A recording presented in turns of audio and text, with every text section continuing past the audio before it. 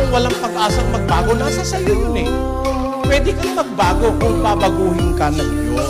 Kaya hihingi ka muna ng awa sa Diyos. Kasi kung ikaw lang mag-isa, hindi ka naman magbabago eh. 10:23 ng Jeremias.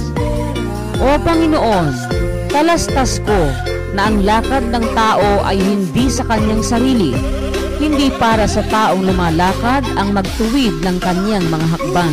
Hindi para sa iyo magtuwid ng hakbang mo. So hindi ka pwedeng magbago mag-isa. Eh sino magbabago sa iyo?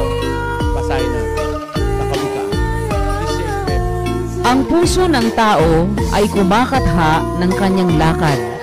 Ngunit ang Panginoon ang nagtutuwid ng kanyang mga hakbang. Ang Diyos lang naman ang makakapagbago sa iyo eh. Pati nga puso, pwede niyang baguhin eh. Sa isang talata ng Ezekiel. Bibigyan ko rin naman kayo ng bagong puso at lalagyan ko ang loob ninyo ng bagong diwa at aking aalisin ang batong puso sa inyong katawan at aking bibigyan kayo ng pusong laman. Kahit matigas puso mo, kayang baguhin ng Diyos yan. Kung sasampalatayan ka.